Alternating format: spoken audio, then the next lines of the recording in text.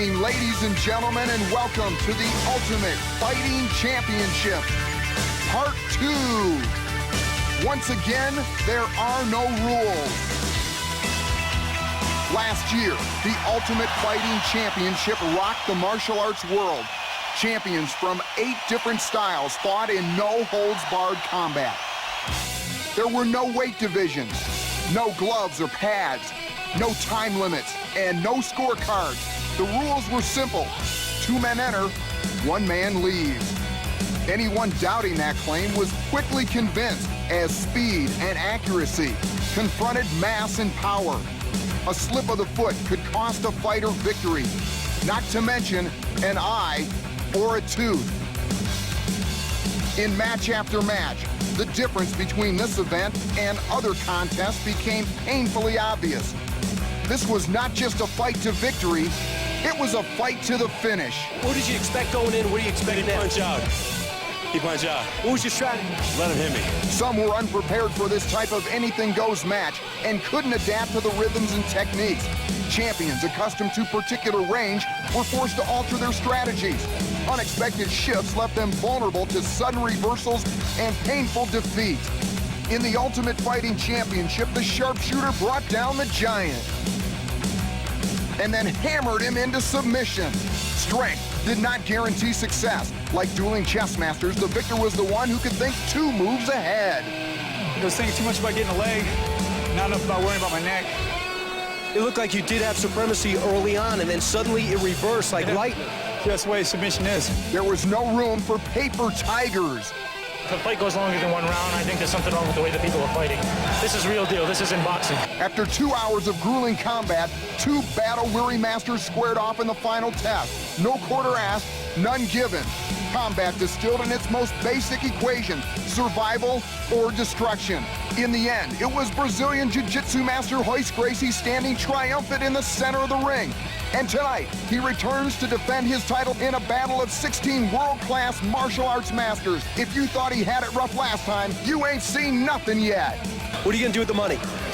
You wanna go to Disneyland? You going to Disneyland? Hello, everyone, and welcome to Mammoth Gordon's, right back here in Denver, Colorado for Ultimate Fighting Championship 2 or Part 2. Hi, everyone, I'm Brian Kilmeade, joining you again like I was here in November. This time, I have a chance to sit down and talk to you. For those joining us for the first time, let me just inform you, welcome you officially. And for those here for the second time, let me tell you about some subtle changes this time around. Number 1, instead of 8 fighters, we have 16 fighters. Number 2, there is no 2. Round 2, that is. No round 2, no round 3, no round 4. There wasn't last time. This time, don't wait for a bell. We're just going to have 1 round, going to go right through. And again, as usual, there will be no rules. Joining us once again and joining me, I'm very fortunate to have next to me, and call him a friend, Jim Brown, sitting here in the broadcast booth. Jim, how do you feel about being here the second time around? Well, Brian, I'm very happy to be here. I'm glad to say hello to the audience out there. People are talking about the violence of this particular sport. Yes, it is violent, but you have a lot of action, excitement, and science. If you don't know your skills, don't get out here. If you don't know how to fight on the floor, don't come out here, people. This guy was up at 4 o'clock in the morning doing Good Morning America. It's amazing he's still awake. But, Jim, thanks for joining us, and thanks for letting me sit next to you. Joining us, we're very fortunate to have someone who's very schooled in the martial arts and in Hollywood. Ben Perry, famed Hollywood stuntman. And, Ben, you are the man when it comes to the expertise, because you've done this your whole life and you seem to thrive on it. Well, if you came for action, folks, you came to the right spot. It's the age-old question, what style's the best? I think it gets down to, Brian, who's the toughest person tonight? And it could be, and you've always heard all your life, if you think you're the toughest guy in the world, there's always someone out there just a little bit tougher. Well, I think that guy is here tonight, Royce Gracie, defending his title against some unbelievable competition. Yeah, I don't know how this event is going to turn out. I don't think anyone does. One thing we do know is where it will take place, and that'll be in the ring. But I use that term loosely because it's not a ring at all, is it, Herb Perez? 1992 Taekwondo Olympic gold medalist. Well, Brian, you're right. It's not a ring, really. It's an octagon. And in this octagon, we've had a lot of matches tonight. We have a lot more to come. The reason we picked an octagon, it's not going to favor any style, anybody, it's going to be fair in here. Also, we made the floor just a bit quicker so that the kickers and punchers will be on equal footing with the grapplers. Thanks, Brian. It's a very unique thing. If you're looking at that octagon and saying, I've never seen anything like it, you're absolutely right. The last time you saw it was back in November. It hasn't been used since. You talk about the first match, the last match we have coming up with the preliminary round, but we saw 7 bouts already. That's why I'm so keyed up. So please excuse me. Let's go over some of the results. You have a karate against an exotic, Doherty against Morris, and you have Scott Morris coming out on top. Scott Morris is the ninja. We didn't know a whole lot on him because he is a ninja, so that speaks for itself. Pat Smith, Ray Wizard, kickboxer against a karate master. Pat Smith, who was here in November, lost his first match. Must have learned something because he advances to face Scott Morris. You have David Levecki against Johnny Rhodes, Kung Fu against karate. And Jim, talk about endurance. Johnny Rhodes showed it. Oh, yes, he had tremendous endurance. I mean, it was a great fight. Yeah, it was a great fight. 39 years old. Jim loves the older guys who do well. You getting the theme here? Oh, yes. Yes. And you talk about Frank Hammaker. Did I skip ahead? No, I didn't. Frank Hammaker and Thaddeus Luster. Thaddeus Luster, we love his name, but he is out of the competition because Hammaker emerges victorious from Holland. Orlando Wiet, not Wheat, against Robert Lucarelli. Well, it looked like 2 kickboxers against each other. We thought we'd see that. We did. And Orlando Wiet comes out victorious. Fell behind early on. Alberto Serra Leone, possibly the enigma of this entire event. Well, he lost now. He goes down to Remco Pardoel, a very humble guy, a man who told Jim Brown, I don't even know how I'm going to do. I'm a little scared, a little nervous. He didn't look it. Scott Baker against Jason DeLucia. It's a match we just saw 2 Kung Fu experts take on each other.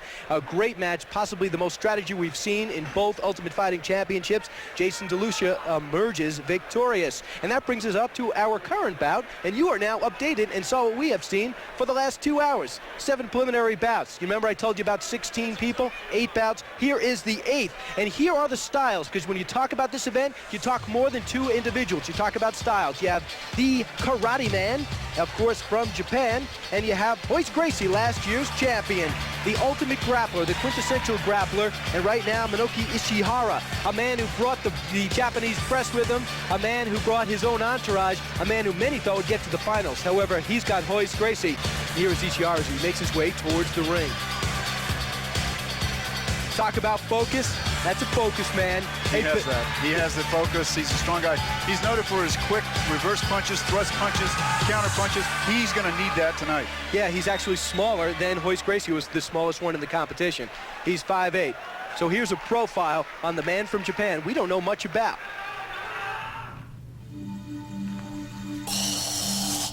In his hometown of Tokyo, Japan, Minoki Ichihara is a living legend. A second-degree black belt in Karate-do Daeru Juku, Minoki has won more than 60 full-contact fights in his career. At only 5'7" and 178 pounds, he is the smallest competitor in the Ultimate Fighting Championship, but he is not concerned. My body may be small, but my spirit is big. I can win. Minoki says Chinese kung fu movies inspired him as a boy to learn the martial arts. I like those heroes, and I hope to be strong like them. If you ask Minoki why he entered the Ultimate Fighting Championship, he'll give you a very direct answer. I saw Royce Gracie win last year. He looked dangerous. I thought to myself, I would like to fight this dangerous man. Make no mistake about it, Minoki Ichihara has come to fight. Maybe he didn't want that fight, that most dangerous man, in the preliminary round, but he didn't have a choice. It's a random draw. And the man we're about to see, a man about to be introduced, a man that a lot of people are here to see and amazed with in Ultimate Fighting 1. He is the reigning champion. He is Royce Gracie, led by the whole Gracie clan. Each one of them tremendous fighters, Ben. You know this firsthand. Unbelievable. I've been training with Royce for quite some time. He's just a master technician on the ground. He has the best defense, which is incredible against any comers. He's been training against 600, 700-pound guys. Check this guy out. Yeah, I tell you, this has got a championship feel to it, and it's still a preliminary round. And there he is. And here is Royce Gracie talking about defending his title and why he's here.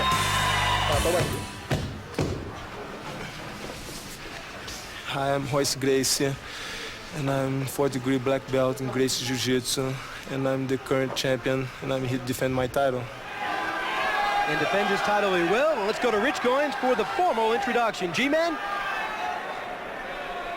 Ladies and gentlemen, Denver, Colorado welcomes the nation to the Ultimate Fighting Championship Part 2 at the Mammoth Event Center.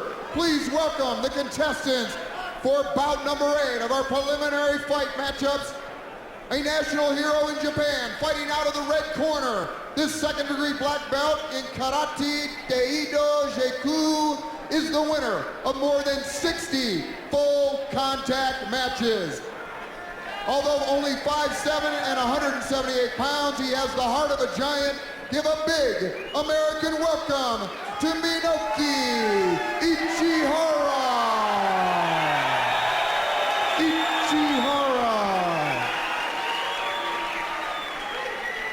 And please welcome back the Rio de Janeiro native, a 4th-degree black master in the art of Brazilian Jiu-Jitsu.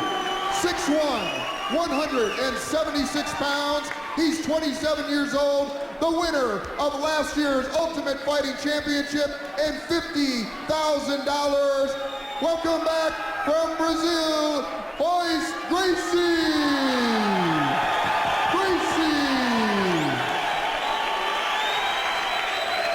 Good luck, gentlemen. All right, we're going to go take a look at both fighters right now. They are sizing each other up. Minoki Ichihara, 5'7", 178, a heavy guy, not that tall. Royce Gracie, 6'1", 176, and they're about to engage. Royce is going to want to go to a clinch quickly. He does not want to get hit. And the reverse punches and thrust punches are really strong from Ichihara. Is Ichihara in trouble if he's on the ground? Oh, definitely. Definitely. And he's down. Yes, he's down on the ground. Yes. Watch Royce will take his left leg and go over the top. There it is. He'll get him in a hook position. Now he'll rest. He'll get a good mounted base, and he'll just rest. He'll get his hand over to block that. Jim, this looks familiar? Yes, it does. He may end it up pretty quickly. What he'll do is he will grind this into his face and neck, and Ichihara will release that left hand, just like that. Hey, wait a second. Did we script this for this guy? You think he studies the Gracie Jiu-Jitsu or just lucked out? Sorry, guys. My instructor over there. Sorry about that. How is he playing into his hands? Oh, he'll just keep hitting him until he lets go. Are they harmless punches? Are they hurting punches? Oh, sure. They're right into the ribs. Ichihara will let go. He'll let go. Now he'll palm strike him a little bit to the side. There it is, to the side of the head. How unfamiliar is this to Ichihara, being on the ground, being in an inferior position? I'm not sure. I don't have that data on Ichihara, but right now he's in a very vulnerable position. You just had to be at the press conference when these two were paired up in the preliminary round. You heard the oohs and ahs. Yes, the whole room oohed and awed. The way we understand it, this easily could have been the finals. Yes. Now that's what he's trying to do, is get that elbow just to get over the side. Now he's going to push his head over. Royce will take his left hand and hold the side of his head.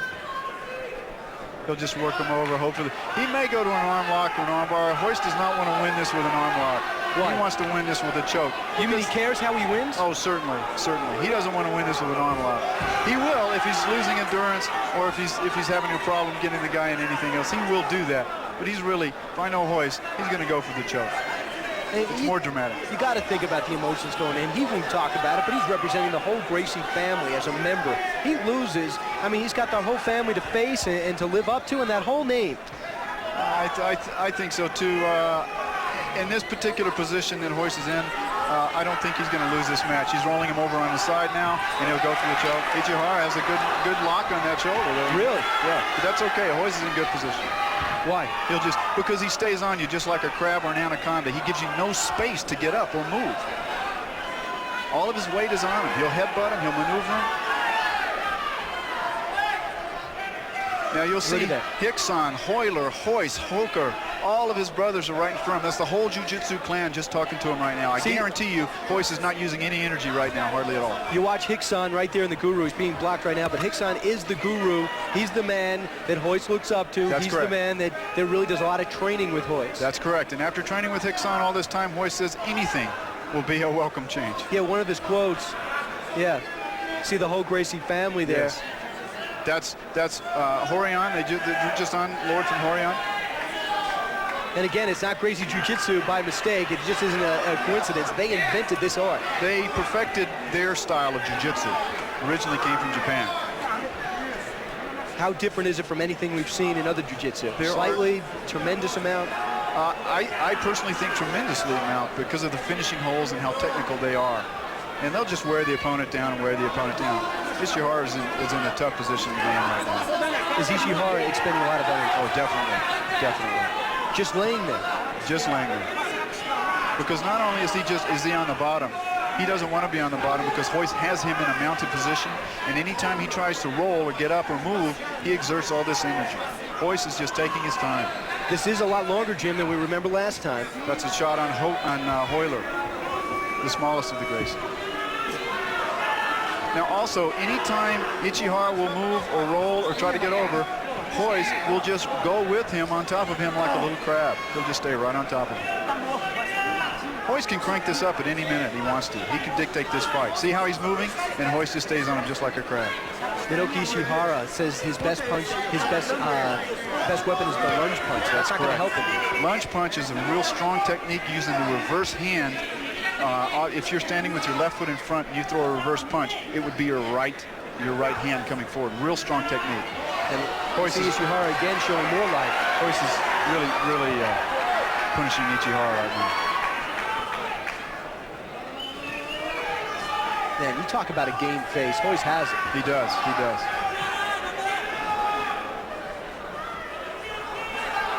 Royce is probably going to want to end this up pretty quickly now. He doesn't want to sit. Well, he could do an arm lock real easily right now, but I think he's going to let him turn and go for the choke. Here it is. He's letting him turn. Yeah.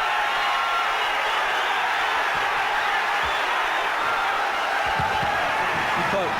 He tapped. Was that an arm lock? Yes. No. I think he choked him out. He couldn't tell. Oh, he did. Arm lock.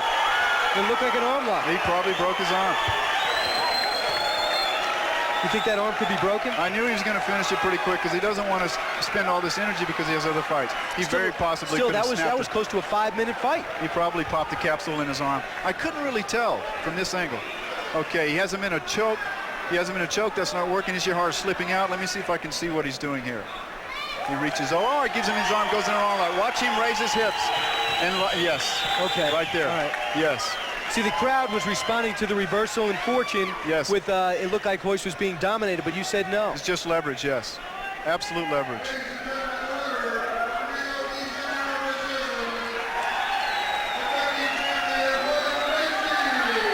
Defending champion defends his title. That's exactly what he did.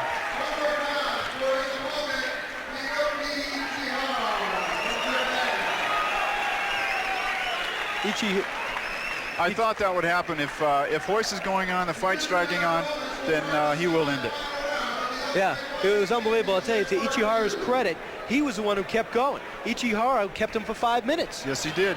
But Royce dictated the fight the whole time. He was on top of him in a very good base. Had his feet hooked underneath, and he was just very stable.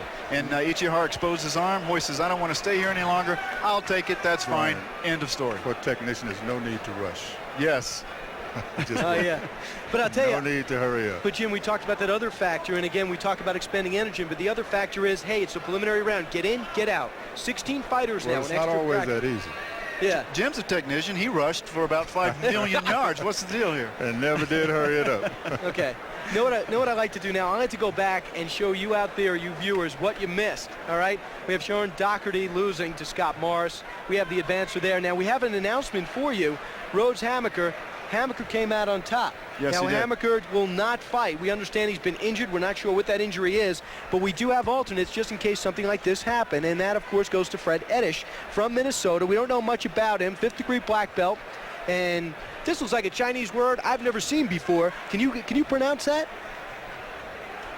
Oh, the Shoinryu. You mean the style of Shoinryu, yes. What can you tell us about that? Well, it's a Japanese style, and we don't know much, like we said, about this gentleman, but because he is an alternate, he will not have to face the wrath of being winded from the first fight, so we'll see how that goes. Okay, we talked about this great fight. It lasted close to 12 minutes, possibly even longer. Levecki against Rhodes. And we're going to go take a look at it now. The bigger man suffers a very surprising fate, at least as far as I was concerned. This is the end of the fight. This was a grueling fight. It looks a lot worse than it is, folks.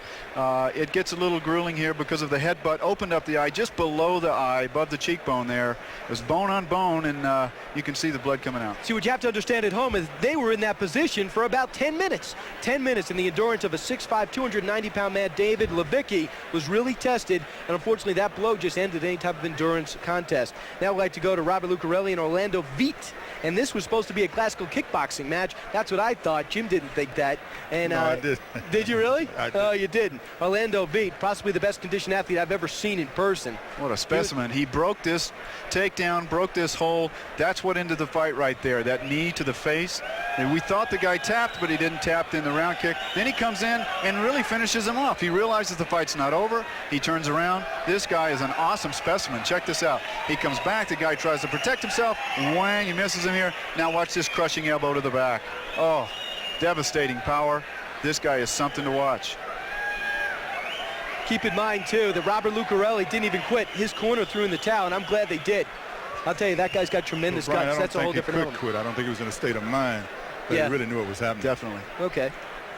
I'll bow to you guys on that one. And right here's the towel throw. They had to pull this guy off him. They really did. And what's also amazing is they'll hug each other after. And now the match you just saw, Royce Gracie, the defending champion, against Minoki Ichihara, a match that we were looking forward to. A lot of Japanese were also. It's and like- here is the closing of that match. Like we said, I couldn't see it. I thought he had him in a choke, but it was hard to tell. But because of the leverage of the elbow, he popped the arm there. Yeah.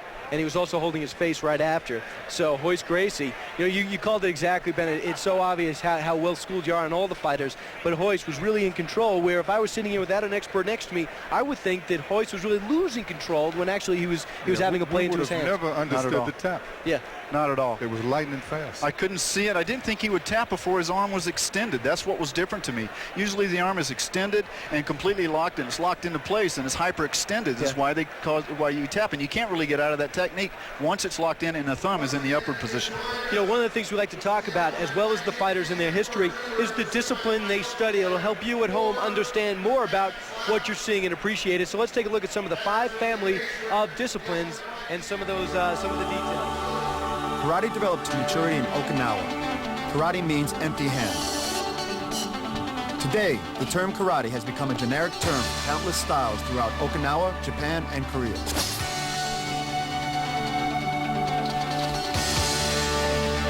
Karate is recognized for its powerful stances and dynamic strikes. Its punches and kicks are delivered on direct, angular lines with explosive force.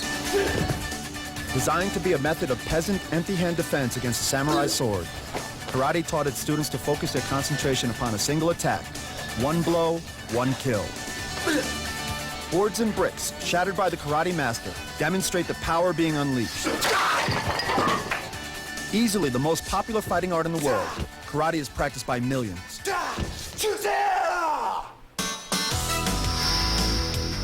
Kickboxing is a blend of Western boxing and karate. Make no mistake, Western boxing is a science, referred to as the sweet science by ex-heavyweight champ Muhammad Ali. Western boxing is known for its rapid-fire combinations. These combinations, in conjunction with elusive footwork, make a deceptively lethal style.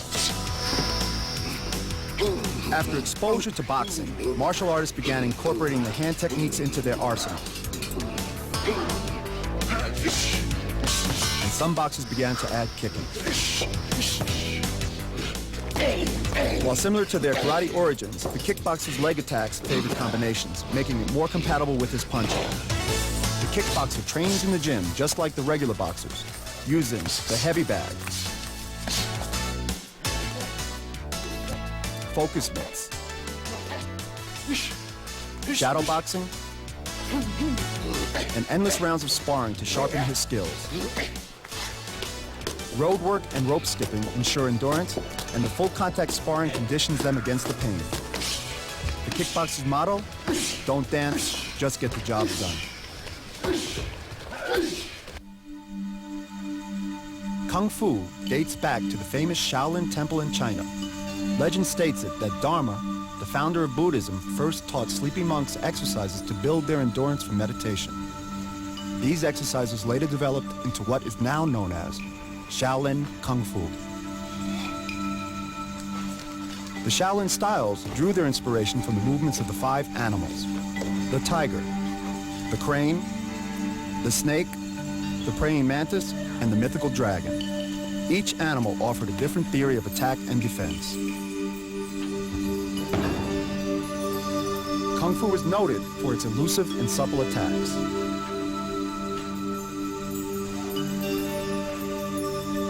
Kung Fu fighter seeks to avoid or deflect an attack rather than squarely blocking it.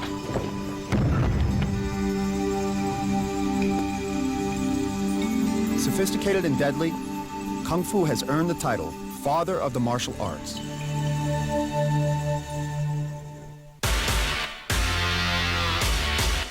Grappling and wrestling skills appear in the history of nearly every nation. Greco-Roman wrestling can be traced back to the days of pancration and gladiator combat. These contests were brutal, often leaving the winner crippled for life. The loser died. In Japan, the samurai developed jiu-jitsu, a system of throwing and joint manipulation techniques designed to deal with the armored enemy on the battlefield. Russia is the home of Sambo, a synthesis of jiu-jitsu and Greco-Roman grappling. Sambo offers its practitioners a happy marriage of intricacy and sweeping power. In reality, grappling is a sophisticated and subtle art. The grappler emphasizes close quarter combat. His principal techniques are chokes and joint manipulations. He can render a man unconscious by blocking the oxygen to his brain or immobilize him by breaking the connective joints. Fighting a skilled grappler is like trying to punch your way out of an octopus's grip.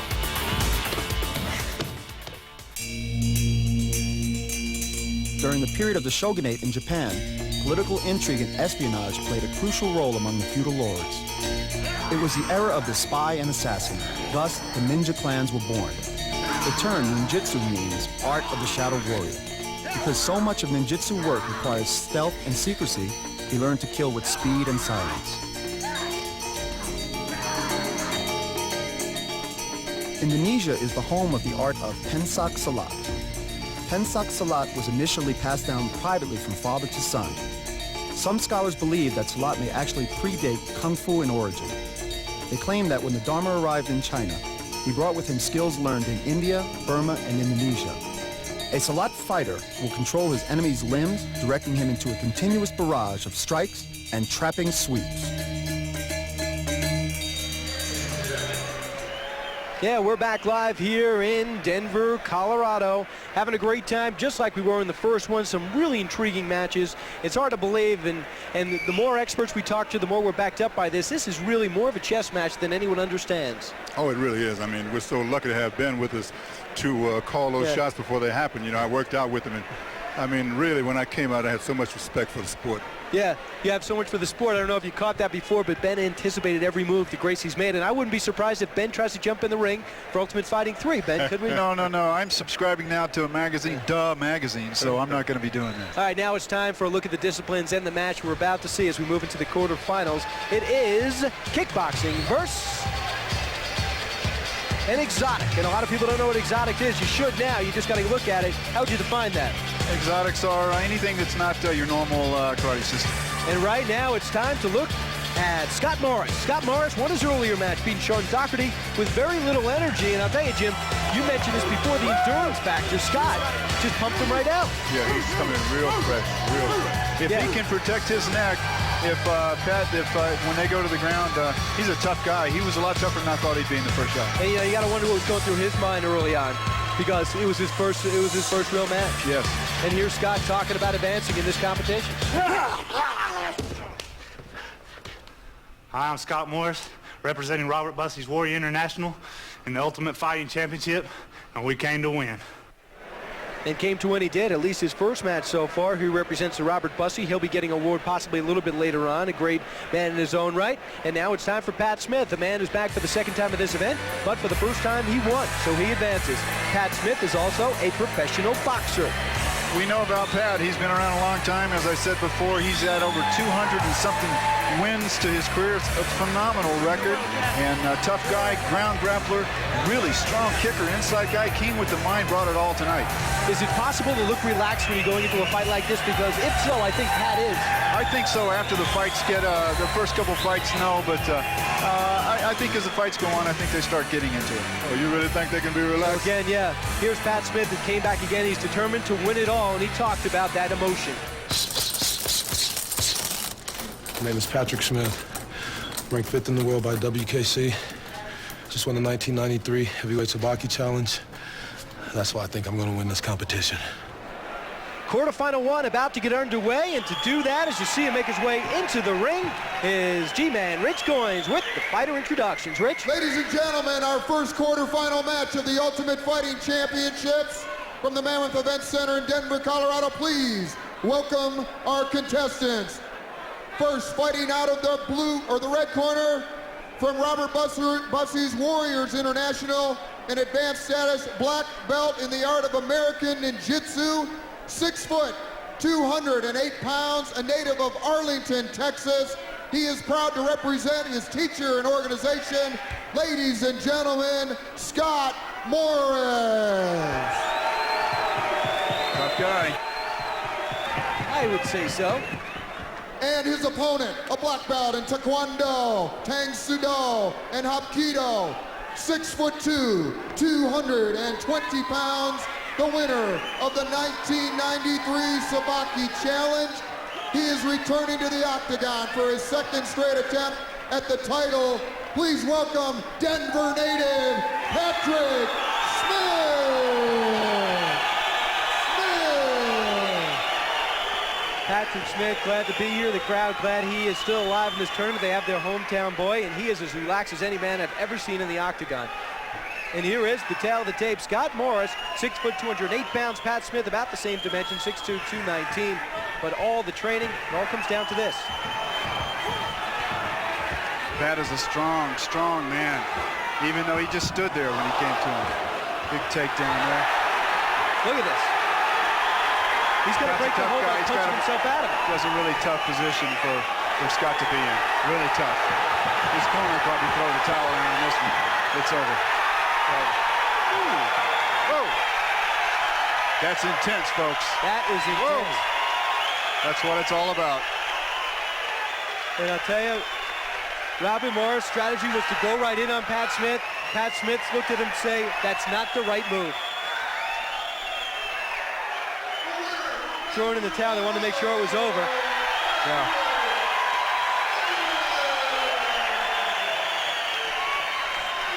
Oh, boy, that was over fast. That was fast and brutal.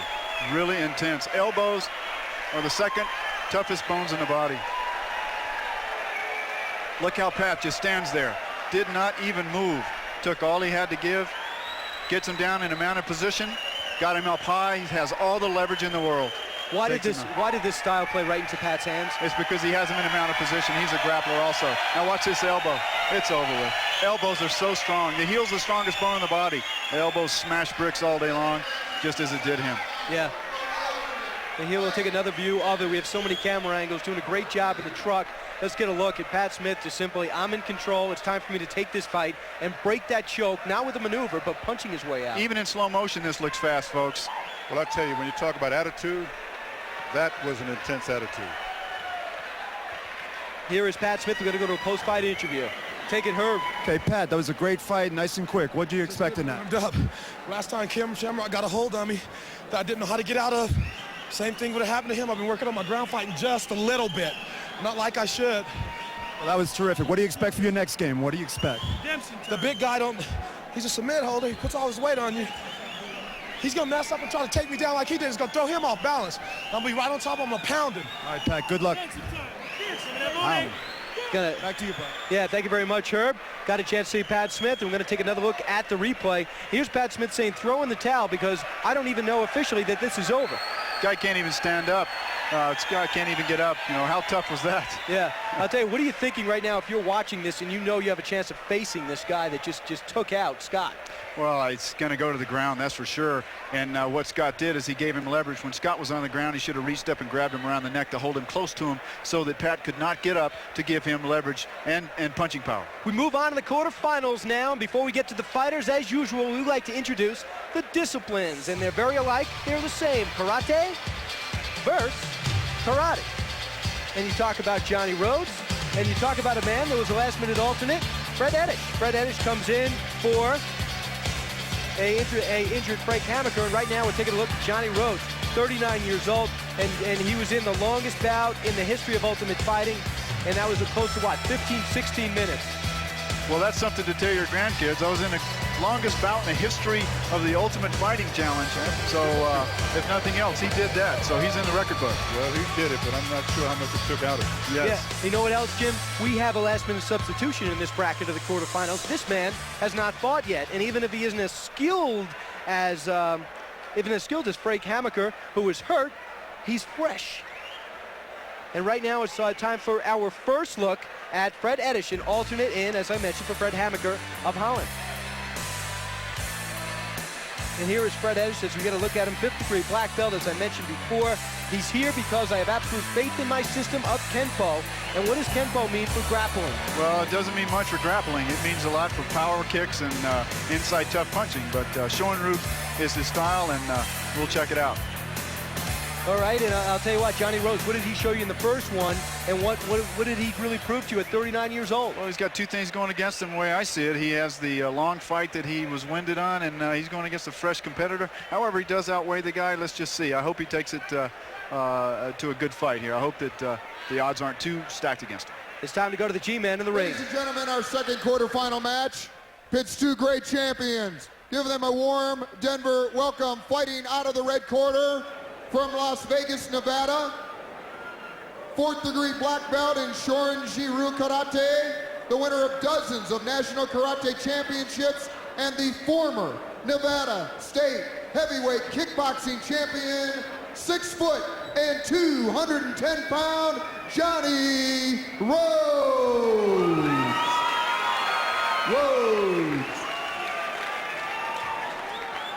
And ladies and gentlemen, we have an alternate for the second quarterfinal match. He replaces Frank Hammaker, who withdrew with an arm injury.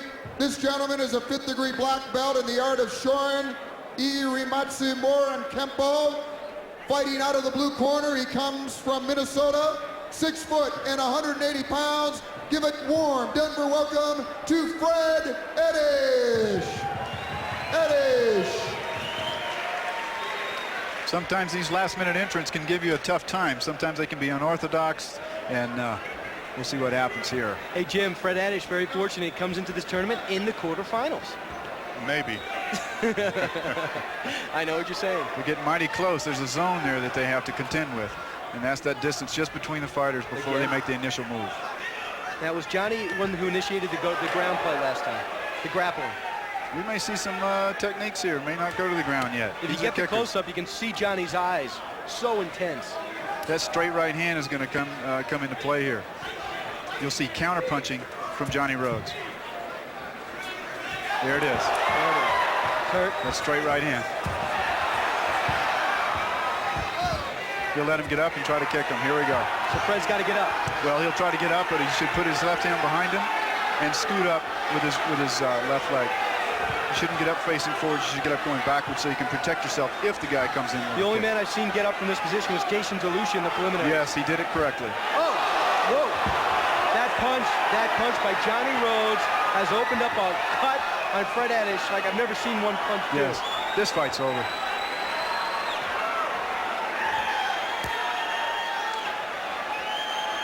It's a matter of time here. And again, it looks a lot worse than it is. What guts on Fred Ettish? He has a cut just above his eye. Still.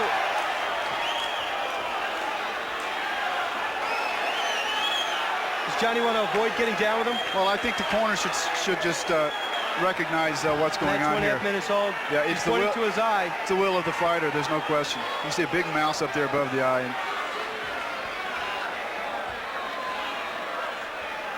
I think Johnny showed some empathy again in his early fight against Levicki. He's showing it here. Yeah, it's very difficult for him to see. That's why he keeps shaking his head that way. Now, is Rhodes seeing openings but deciding not to go in? Well, it's very difficult. He doesn't know ground grappling, so if someone is on the ground and they're kicking at you like that, it's fine. You cover up, you grab the leg, and you go for a mounted position. And now this is a familiar exactly position. What he did. Yeah. Now he has all the leverage to punch. If he knew the choke, he'd go for the choke here. He's got his left hand in place. His right arm should just go right behind the head, now to choke him out. Can't say enough about Fred Ettish taking this kind of pain. Yes, yes. It's very difficult for him to see. The bad cuts are above the eye. You know, Ben, it's amazing that they would not learn those chokeholds. I know, isn't it? It really is. It was right there. Yeah, I agree with you. I mean, I could have. Here he goes. Here, he's got him in the left hand in place. He can choke him out with one arm, by the way. He'll probably tap now because one arm is all it takes. He just has to close that together.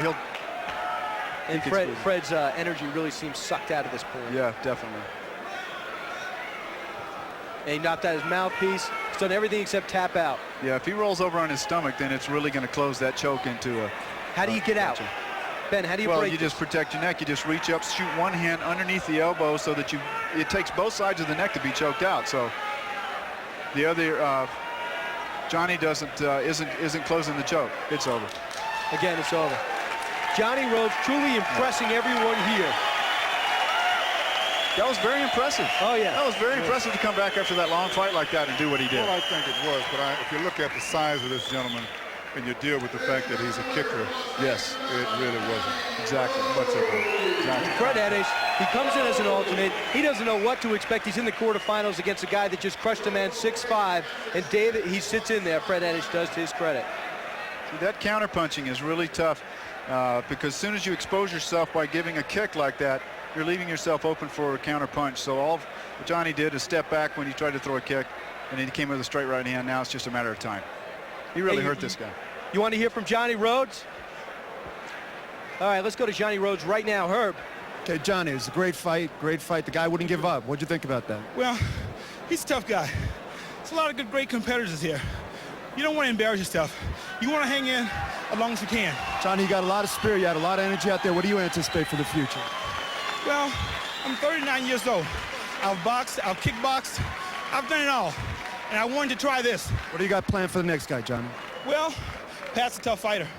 He has a lot of weapons. But I plan on boxing him. Hopefully, let him get me on the ground. All right, champ. Good luck. We'll see you later. Okay, we're going to throw it to a replay now. Thanks. See you later, Johnny. Johnny Rhodes get a chance to know what he is like as a person, a great guy, and this is the man at his job. It really is. There's no protection, no good defense on the ground here. Johnny actually, if he were schooled in ground grappling and chokes and finishing holds, this fight would have been over a long time ago. Now talk about where the power is coming on those punches. He has all the gravity. Everything's generated from up above. So is that how a boxer would throw it? Yes. Straight punches, straight down. He's winging it there a little bit, but absolutely. And the person on the bottom, if you're squared off, cannot hit you, but you can hit them. Yeah, Fred is just hanging out. He has him in a choke. That one arm has choked him out. He's rolling over. He's going to tap. He's out. That's good. Just like that, he's out. So now Pat Smith and Johnny Rhodes, two brutal fighters, two very tough fighters, and they advance, and they'll face each other in the semifinals. Time to move on now. And we talk about two men who advance to the quarterfinals. We have Orlando Wiet against Remco Pardoel. And this is kickboxing against, let's take a look at the disciplines. Kickboxing versus grappling. And not only, again, let's re-emphasize, not only are you going in there representing your person, yourself, you're representing your style and your discipline. It's time to go now to Orlando Wiet, who's once again, for the second time tonight, making his way through the smoke and making his way through the ring. Now, he didn't have that exhausting of a first fight. No, he didn't. Great fight for him, but he's still a question mark with me. What? Didn't know he saw him 3 minutes. This guy's fun to watch. He is really fun to watch. Talk about technique, power, quickness. He's got it all. All right, here's Orlando. I'm Orlando Wiet, Muay Thai boxing world champion. We're gonna have some fun in the Ultimate Championship. See you. Hey, hey. Here's another man back for some fun, advancing to the quarterfinals, Remco Pardoel, a grappler. Jiu-jitsu is one of his specialties. Judo is another.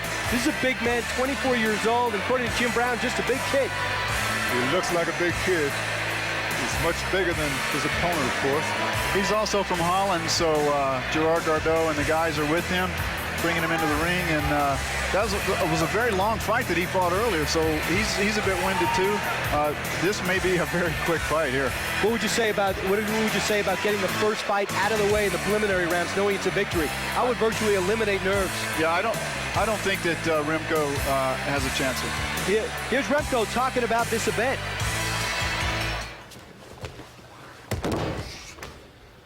Hello, I'm Remco Pardoel from Holland. I'm Dutch Open, Open Belgium, Open German, Open Danish, and World Champion in Jiu-Jitsu. I'm competing in this event to get the first prize. Quarterfinals continue. To do that, Rich Goins with the fighter introductions. Ladies and gentlemen, our third quarterfinal match tonight pits two more great champions in the Ultimate Fighting Championships, Part 2. Please welcome in the blue corner. He is from Holland, the current owner of the Dutch, Belgium, German, and Danish open class Jiu-Jitsu Championships. He weighs in at 260 pounds, 6'4". Please welcome Remco Pardoel.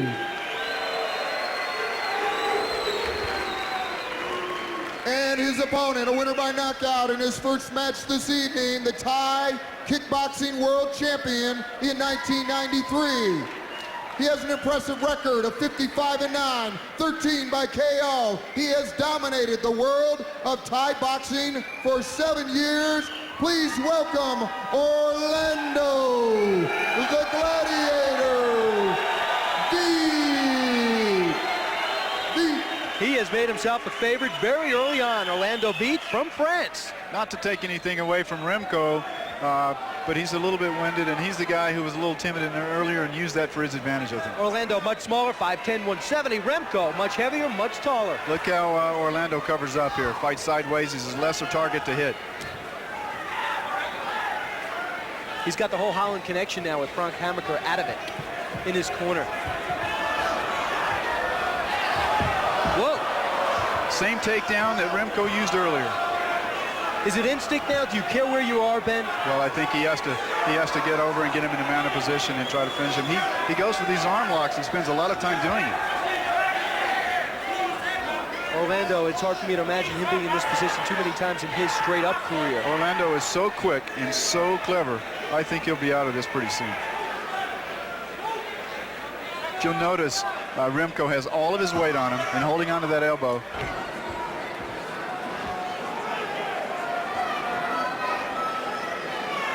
He doesn't want to put all of his weight too far over because Orlando can pull him over his body and then get him in a mounted position. He can just swing him over the top.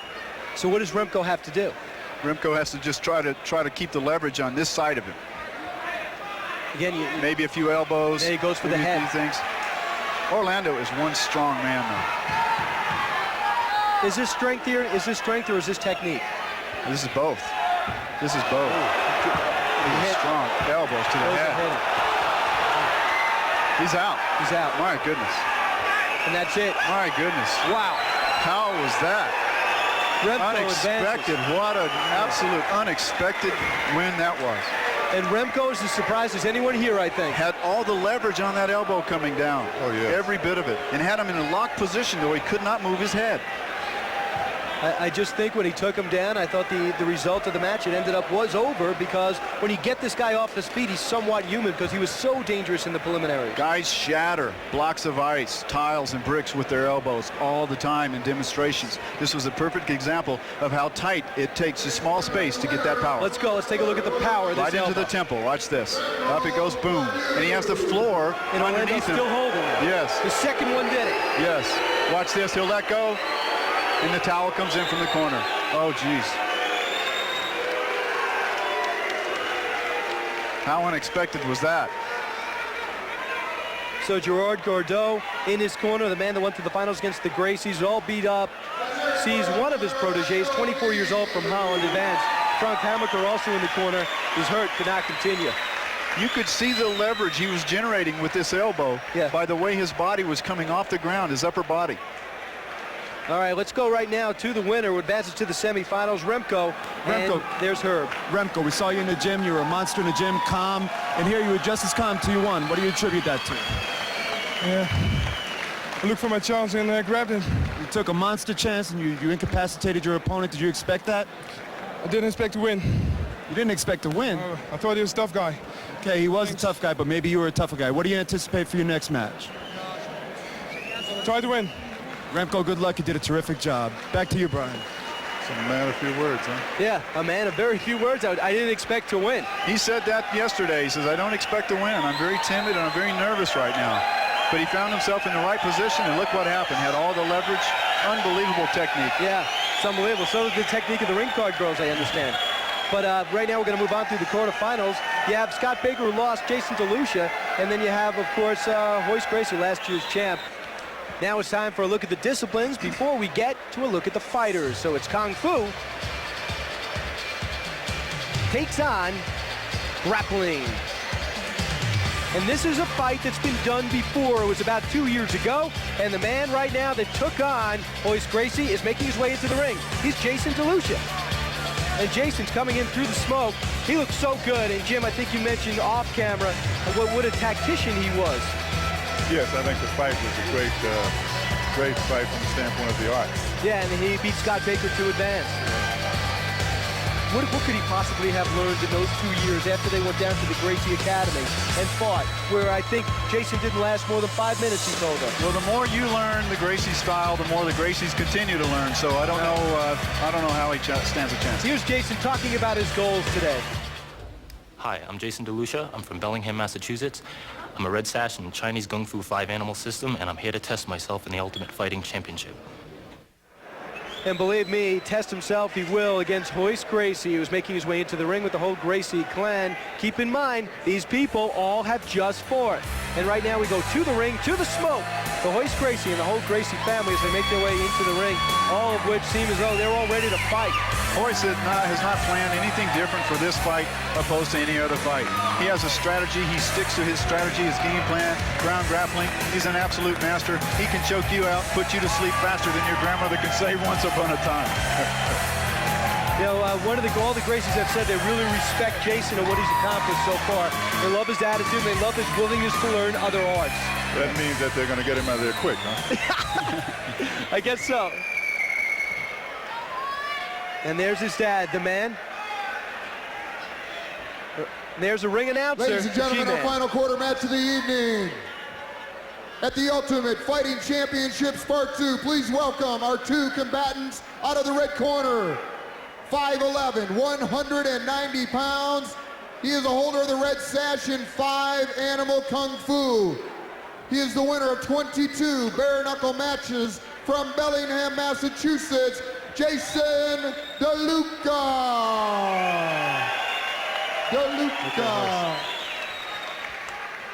And his opponent from Rio de Janeiro, 6'1", 176 pounds, 27 years old, the defending Ultimate Fighting Champion, Royce Gracie.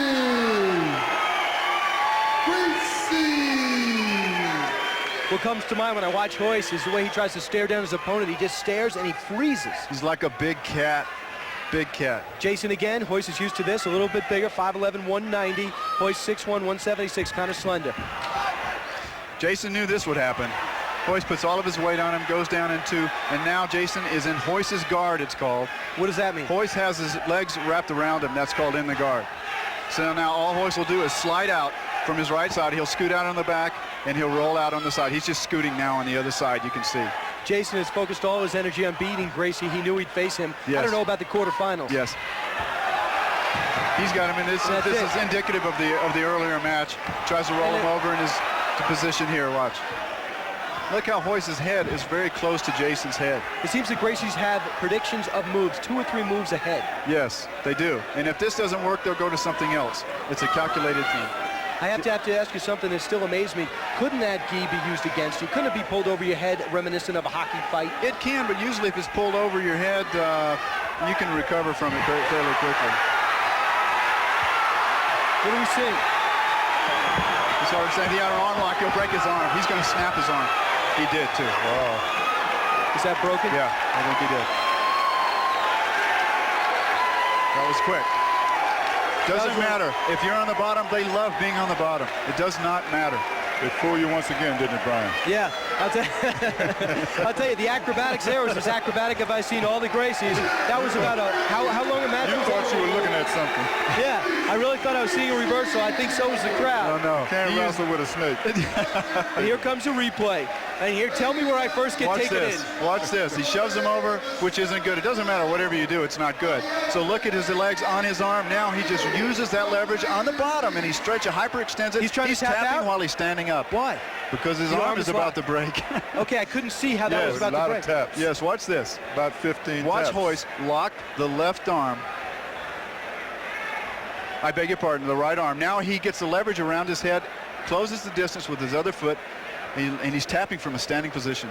Isn't that something? Now, that's what snaps the capsule in the elbow right there. I'll tell you, Jason is such a student of the sport. He loves fighting so much that he enjoyed losing to someone of Royce Gracie. And right now we advance to the semifinals. The semifinal brackets are set. You have Smith against Rhodes. Patrick Smith's been there before. Rhodes has simply astounded us at 39 years old. Then you have Pardoel Remco against a man that didn't, well, who we thought would be there, but Remco did not think he'd be there as he takes on Royce Gracie. So those are the brackets for the semifinals, and this moves right through. Hard to believe a short time ago we had 16 fighters involved. It's going very quickly. However, there were some long fights, and I think the guys who've been in there the longest time are going to pay the price. Yeah, I think they're going to be paying the price. Again, another element to factor into this. They don't come back next week. They don't come back tomorrow. They come back tonight. So after they win, the trick is to win, and to win as easy as possible. All right, now it's time to take a look at the disciplines as usual. So as we move to the semifinals, let's do it. Let's take a look at the disciplines and as they oppose each other. Karate will face some kickboxing. Patrick Smith against Johnny Rhodes. And right now it's Patrick Smith making his way to the octagon for the second time tonight and third time overall. Patrick Smith, I think it's too narrow of a focus to call him a kickboxer, isn't it, Ted? Definitely. He's a very all-around fighter now. Very guy. He brought everything tonight. He's a complete champion. There's not much to say about him. You've seen him here display his talent. Yeah, he's definitely got a air about him. He's definitely got a charisma about him. So you believe Smith is going to win? I'm not making any predictions. I'm not in the prediction. I will. Are you? I am. I'll tell you, Johnny Rhodes, if he's not tired, he's not human. If he wins, he is not human. Time to get a better look at Patrick Smith.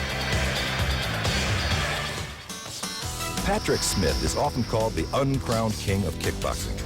With over 200 full-contact victories to his credit, the title is well-deserved. He is the 1993 Sabaki Challenge heavyweight champ. A native of Denver, Colorado, Patrick enters the octagon tonight as a hometown favorite. Last November, Patrick lost an action-packed match to shoot fighter Ken Shamrock. He says the experience taught him a lot. We learned something that night about ankle locks with shoot fighters, and we didn't prepare for them at all right. And now I know how to get out of them. Patrick moves like a panther in the ring, stalking his prey with power and grace. With Patrick Smith in the octagon, anything can happen. And anything might happen, anything will happen, because Johnny Rhodes has won 2 matches to advance to here. It's hard to find a weakness in this man, and he comes into the ring for the 3rd time, and I think it's within 45 minutes. And what could be going through his mind? How long was that first match?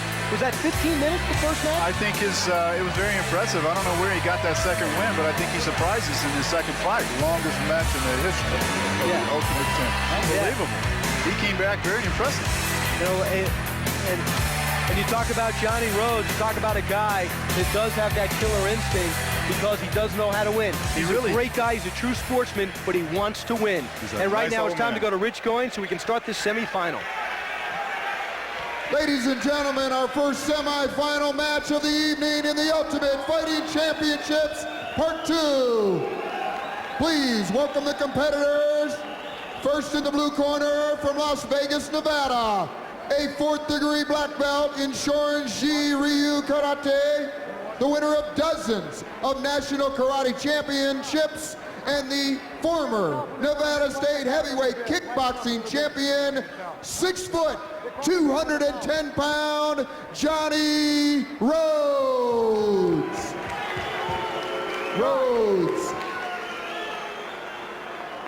And his opponent, out of the fighting city of Denver, Colorado, in the red corner, a black belt in Taekwondo, Tang Sudo, Hapkido, 6'2", 219-pound Patrick Smith.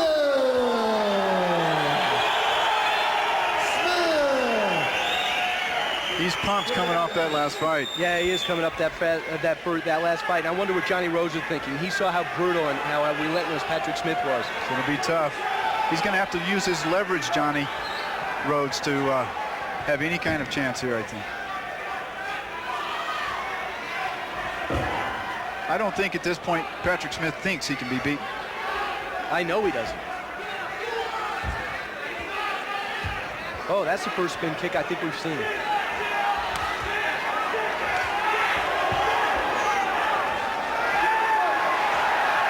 That counter right hand that hurt the other person in his Keep in mind, when it comes to boxing, Pat Smith is a pro boxer. He's undefeated as a pro boxer. Hard to imagine, isn't it? Johnny has a good right hand going for him, too. And watch how Johnny throws that lead round kick, and then Patrick just lifts his leg in defense. And this is the closest to a boxing match we've seen. Yes, it is.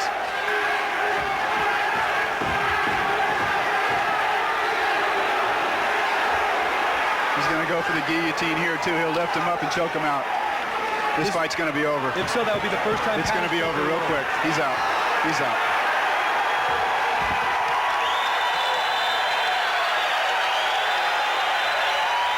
A little cocky. Smith wins in 45 seconds. A man that fought over 25 minutes tonight looks so invincible. Patrick Smith makes it look easy.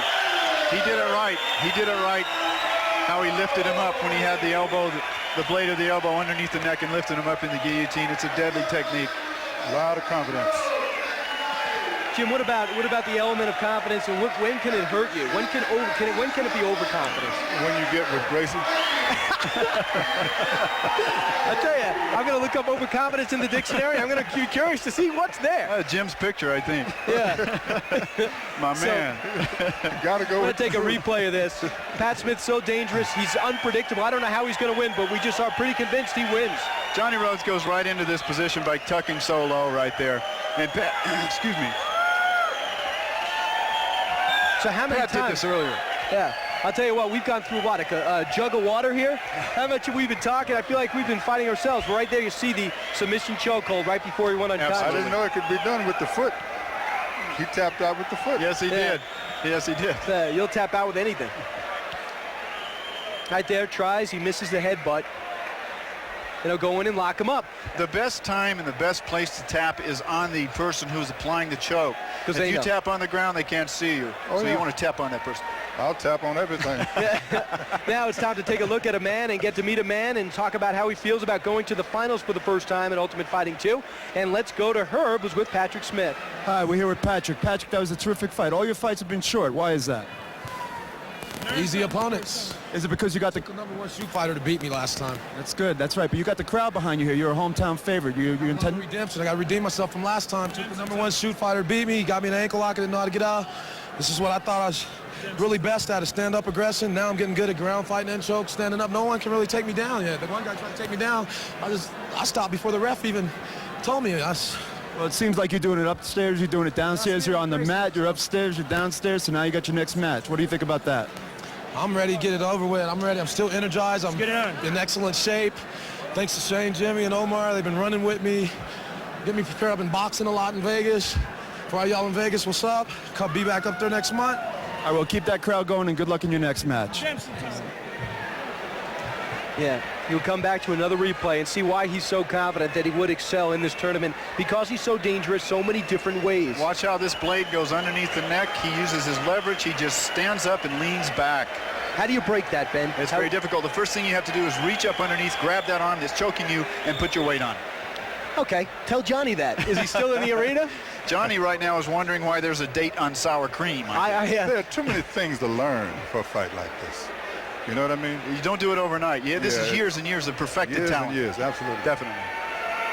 I really want to give credit. I really want to give credit to Johnny Rhodes, because he entertained us all and he shocked many, many people by his endurance and his great showing at 39 years old. I agree with you, Brian. Yeah, right now a shot of the ring girls who have been entertaining the crowd, keeping everyone busy in between bouts as we come to you live around the nation.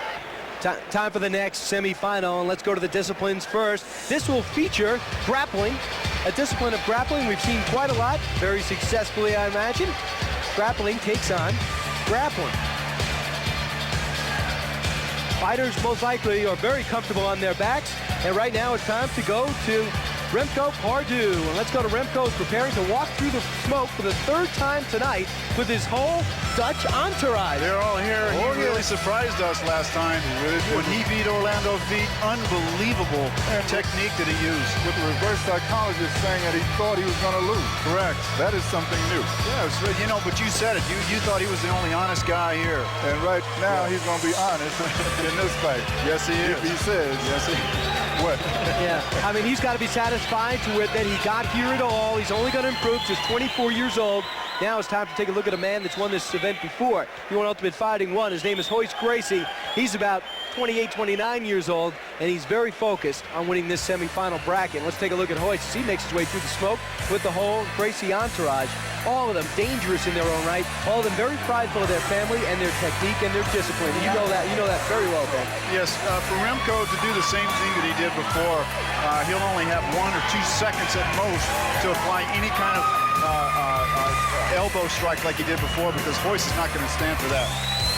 Yeah, Royce makes his way into the ring. Tell us that about his name again. You said all their names are unique, all the Gracies? All of their names begin with R, and they're very unique names, and it's pronounced H. The R's are H's. It's Portuguese from Brazil.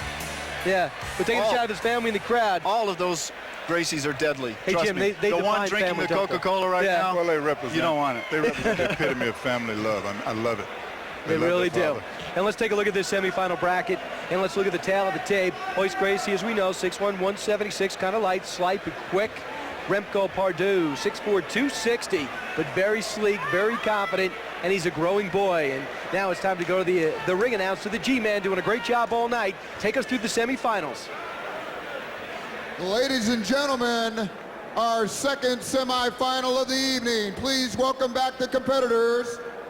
First, fighting out of the red corner, from Oost Holland, the current owner of the Dutch, Belgium, German, and Danish open class Jiu-Jitsu championships, 6'4", 260 pounds, Remco Pardoel.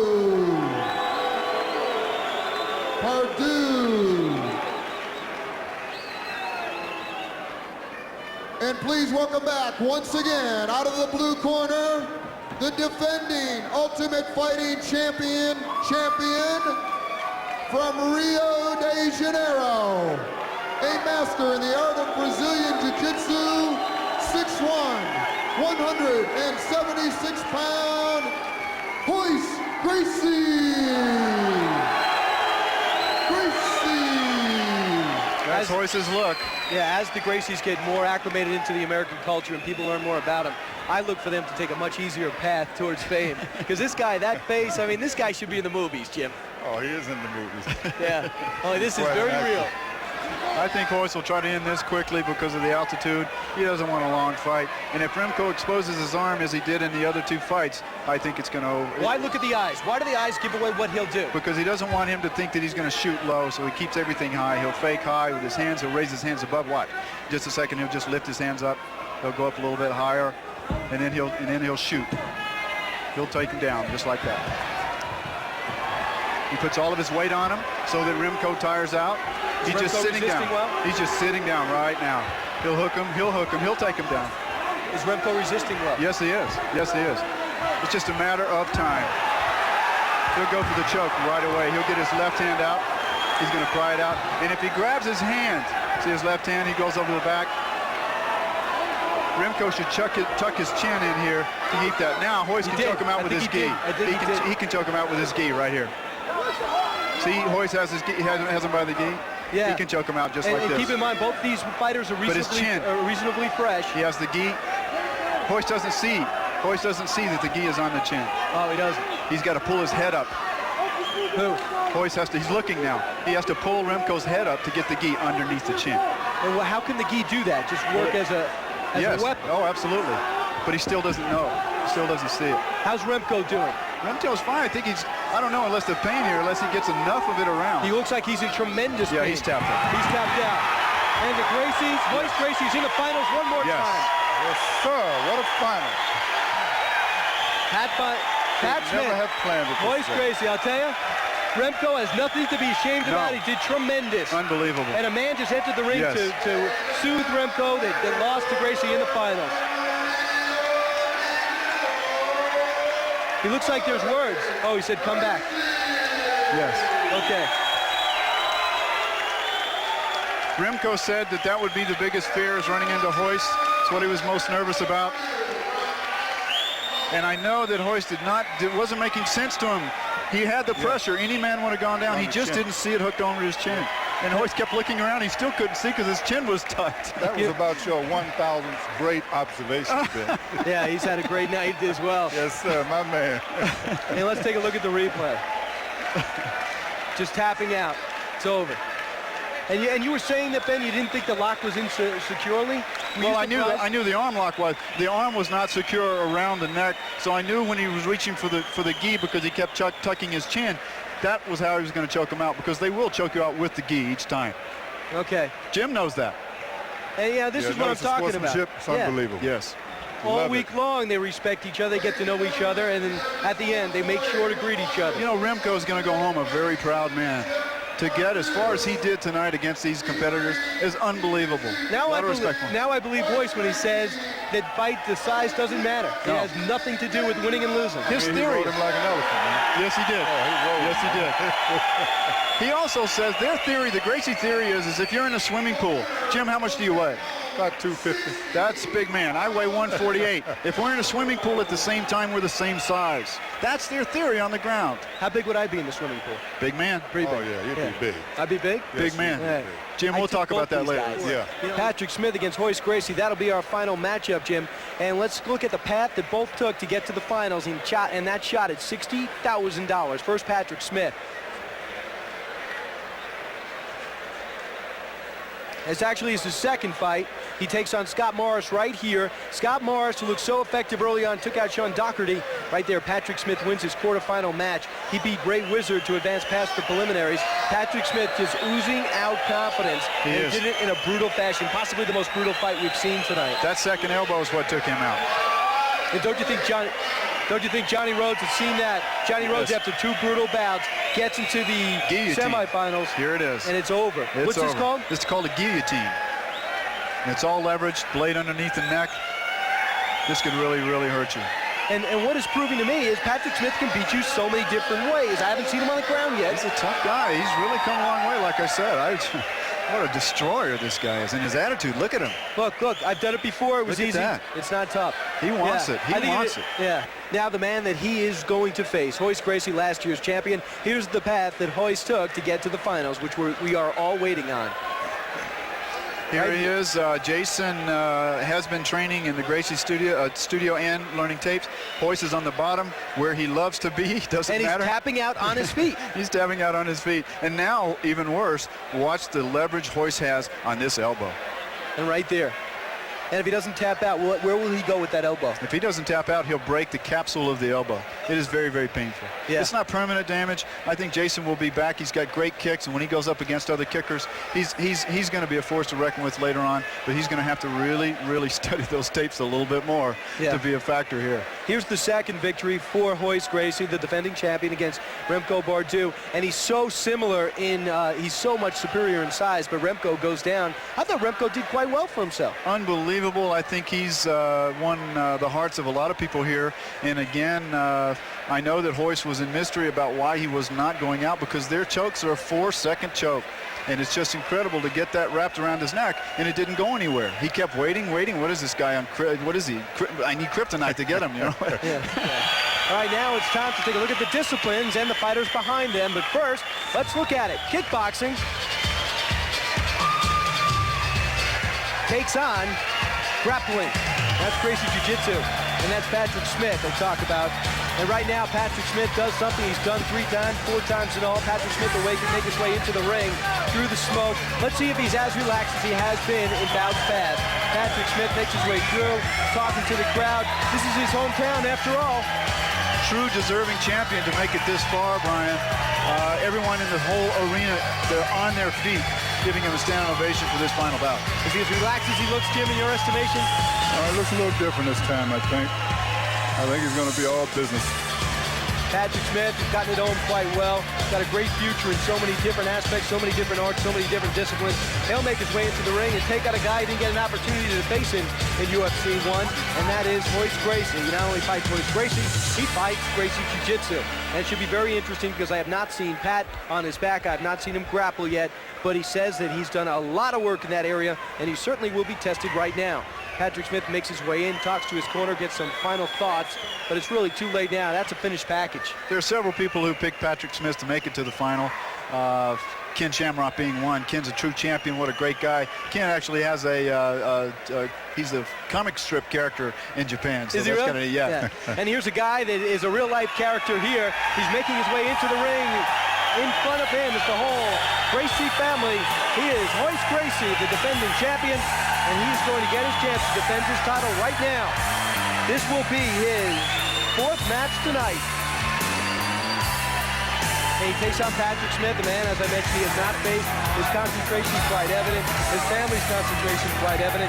Patrick Smith just taking water on in the corner. He knows he's facing the champion. He knows he's facing something he's never seen. Even though Royce has spent more time tonight in the ring, he exerts less energy than Patrick has. Have they looked at the films, guys? Does he know what Patrick Smith will do? I think so, of course. All right. Royce really doesn't care. I'll tell you, let's take an up-close look at our defending champion, Royce Gracie. When Royce Gracie steps into the octagon, he brings 65 years of tradition with him. That's how long the Gracie family has been undefeated in no-holds-barred competition. All my brothers practice, and my father, we all practice this all our lives. This is part of our life. A native of Rio de Janeiro, Brazil, he is a 4th-degree black belt in the art of Brazilian Jiu-Jitsu. At last year's competition, Royce swept through a field of top fighters to win the title of Ultimate Fighting Champion. And how does Royce prepare for this event? Well, in an event like this, preparing myself with my brothers and my father around, with the technique that we have and with them on my corner, they trust me, and they make me believe that I'll do it. The winning team, we don't change. That's what we say in Brazil. No matter who he faces tonight, Royce Gracie is ready. You put the devil on the other side, I'm gonna walk in to fight. It's finally going to happen, guys. We're finally going to get the finals and all the tension, everything from WOW Productions to Semaphore Productions. They got to feel good about this. The crowd is here, and let's go to Rich Coyne for the Ladies and introduction. gentlemen, the city of Denver, Colorado welcomes the world to the finals of the Ultimate Fighting Championships Part 2. Once again, there are no rules. The winner will take home $60,000. Please welcome the contestants returning from Rio de Janeiro, the 4th-degree master of Brazilian Jiu-Jitsu, 27 years old, last year's Ultimate Fighting Champion. Please welcome back Royce Gracie.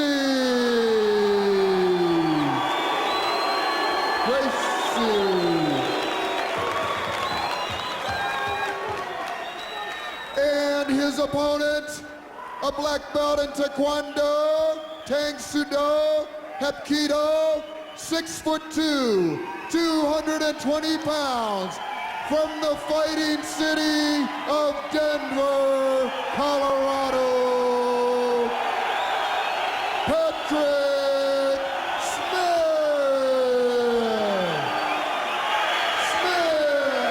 Patrick Patrick Smith, Redemption 94 on his shorts. He's certainly redeemed himself. It all ends right here. And he has a very cordial attitude this time. Do you notice? This is what everyone wanted to see. Patrick Smith, Royce Gracie, it's about to happen. Royce's longest fight was just over 4 minutes. Let's see how long this goes. Let's see who comes up on top. Royce is in no hurry right now as he was in the earlier bouts. Why? I can assure you. Because this is the final bout. So he's not going to do anything different than his normal strategy now.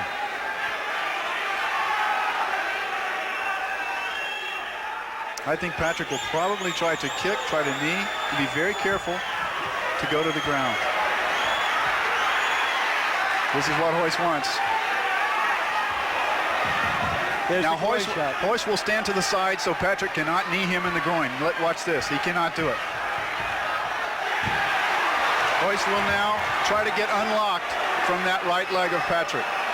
Patrick has him locked in that leg. That doesn't matter. Royce will try to unlock this. You see him doing that now. Well, he's trying to push. He did. Now he's in a mounted position. It's just a matter of time.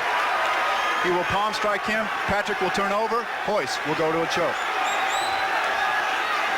Patrick's looking at, he's looking at the referee. This is where Royce wants to be. His head is very close. So Patrick has not been on the ground all night. This is not a good position for Patrick to be in. How does Patrick get out of this, Ben? It's very different. He has to hook his foot on Royce's foot and then turn him over. He's taking a pounding. Yes, he is. This is, the towel is in already. Patrick will not like this. He will not like this. Royce is the ruler. He is the greatest champion on the planet right now. Yes, he did accept it. Unbelievable. Those blows were devastating. He is the Ultimate Fighting Champion. 2 consecutive times, 2 events. They both really respect each other. Absolutely. That is a wonderful sight. Yes, it is. And I'll tell you, I think Patrick, I didn't see the Gracies cut anybody since they've been there. Watch the Gracies come in and congratulate Patrick Smith. Watch this. Look at this. They're all champions. They're all wonderful human beings. That's a wonderful sight. It was 1 minute 13 seconds. It was the second longest match for Gracie tonight. Just because it was only that short does not mean they were not the Ultimate Champions fighting against each other. Hey. That's why. And there's Royce. He's $60,000 richer. Yes. He's a happy man. And Jimmy was blaming Uncle Sam last time. They said he took all his winning money. Went to Disneyland. I guess he'll go to Knott's Berry Farm and Magic Mountain now. Well, I guess the guys better work harder. A little harder. You're going to see it's going to get tougher and tougher, guys. About that 6 month stuff, man. 6 months could not deal with a lifetime of training, 65 years. The Gracie family. That's absolutely true, Jim. Unbelievable. Royce has a small cut over his eye. I guess it's not going to bother him much tonight. He has a lot of celebrating to do. It was incredible, and I'll tell you, he's much more confident. The whole family is in the ring. They knew it was a much tougher journey this time. It really was. It was a wonderful tournament. Hey, Brian, when you're good, you don't have to be violent. The technique almost takes the violence out of it. That's absolutely Jim, that's right. a great point. Every one of Royce's opponents tonight, we're not putting any serious injury. Yes. That says a lot for his style. And you're seeing some great photos right now. Royce being held up by a bunch of people that are champions in their own right, each and every one of them, and they're happy for their brother, they're happy for the father. Imagine that father, what he feels like. His technique is the reason why Royce is there today. This was his dream. Let's take a look at the replay. This is how he became UFC champion number 2. Now what Royce is doing right now is in a mounted position. He will let him roll over. He will get him in a position where he cannot move, and he will literally start pummeling him. This is fine. He'll get his left arm up. He's hitting him now. His left arm goes to the face, and Royce just now has all the leverage. He's locked in. His right foot is against his body so that Patrick cannot move. Unbelievable, because just when you think of Gracie is maybe they're breaking free from a hold, they're playing right into their hands. They really do. And that, when I say mounted position, you saw other mounted positions tonight from other fighters. But Gracie's mounted position is a little bit different. They throw about 3 or 4 different elements into it. And right now, let's go to the check. This is what it's all for. Royce knows it, $60,000. Let's go to a look right now, guys, Here it is. of what it took to win. Watch his right foot is just hooked up against his body. He can't move. Are those normal punches? Are they? Well, they're standard punches, but he's hitting with these 2 knuckles only, and he's going right to the face. Towel comes in, they stop the fight. It was a wise move. He would have choked him out. And it was good because Patrick Smith in the last one complained after he lost to Ken Shamrock. The ankle lock knocked him out. He got up and wanted off of Ken Shamrock, this time more of a sportsman. No one likes to lose to a footlock. And let's go to Herb Perez with the champion, Royce Gracie. Royce, it was a wonderful match. You did a terrific job again. You did it twice. You're the ultimate warrior once again, the ultimate champion. What do you think about that? Excuse me? What do you think about that? You're the ultimate champion once again. I'll be back to do it again September. Was it hard? It is. Always hard. It's always hard. They're all tough guys. They're all very good in what they're doing. But it's jiu-jitsu all the way. Did you do anything different this time to prepare for your match? Was there any special training? Were you worried about anyone? This is my special train over here. Those guys are. Those guys over here. special training. So once again, Gracie Jiu-Jitsu has won the Ultimate Fighting Championship for the second time. Do you think you'll have any more difficulty with the next one? We'll see. Can't wait. Last time you said you're going to Disneyland. Where are you going this time? I'm gonna go skiing. I'm gonna go rest a little bit and get ready for the next one. Seems like you got a lot of people to buy dinner for. The next ones, I hope they have some more tough guys, more good guys that claim to be tough out there, and I want them to show up. Being here was mean tough. You see a lot of guys in the magazine saying they're toughs, but they don't show up on the ring. Once again, I think you've proved that you are the ultimate champion. You've beaten everybody. Anybody that would come here, you've beaten. And it looks like you're going to do it from now until forever. Congratulations on a wonderful championship. I'll be doing this until them take my place. So. When they get their turn, I'll retire. Yeah, I'll tell you, I've had a great time tonight, and so many people who don't get seen behind the scenes did such a tremendous job sweating in the truck, although they do get catered food. They had a great time and worked so hard.